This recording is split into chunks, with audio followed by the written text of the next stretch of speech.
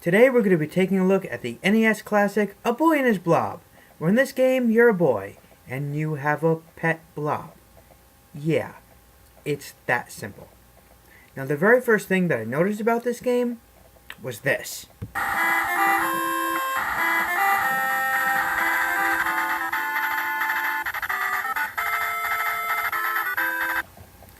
Hello, Mr. Lucas? Yeah. Now this struck me as so much of a similarity that I actually had a friend go to check to see if both games were made by the same company. They're not, and this theme was totally ripped off. After further research, I learned that Indiana Jones for the NES came out in 1988, and A Boy and His Blob in 1989. So it's very possible that because Indy was such a success on the NES, that the makers of A Boy and His Blob tried cashing in on that success a bit, nearly invoking the wrath of George Lucas. Who dare steal music from my movie and parody it in a game?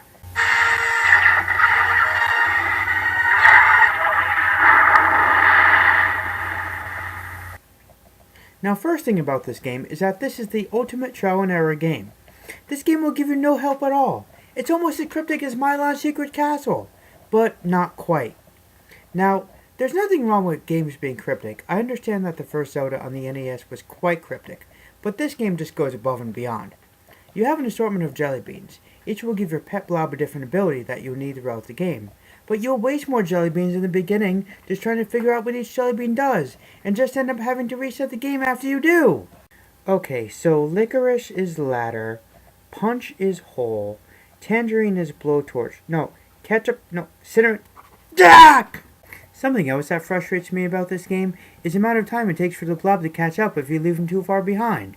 You can always use a ketchup jelly bean to summon him, but the problem is that it doesn't give you enough ketchup jelly beans in the beginning, so you have to use the whistle ability to summon him and wait for freaking ever.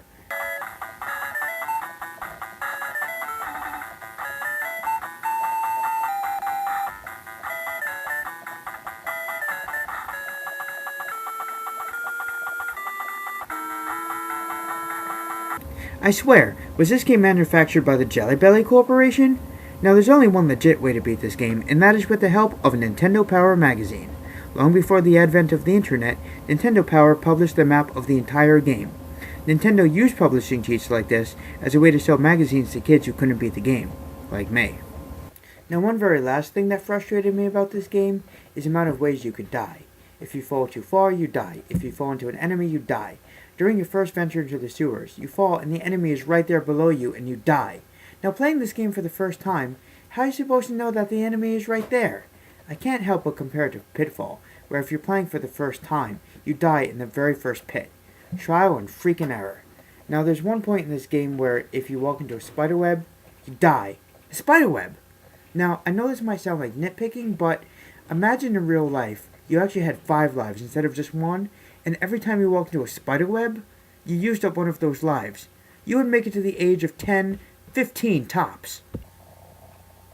I'm just a dude and I'm walking along. Spider web!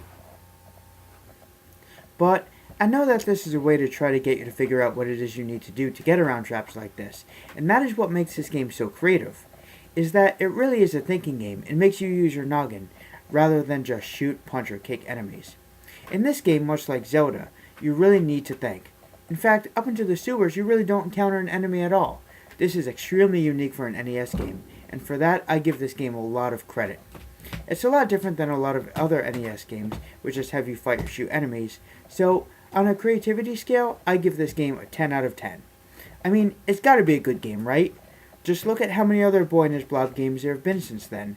There's now even one out for the Wii. You know what? Now I want some damn jelly beans.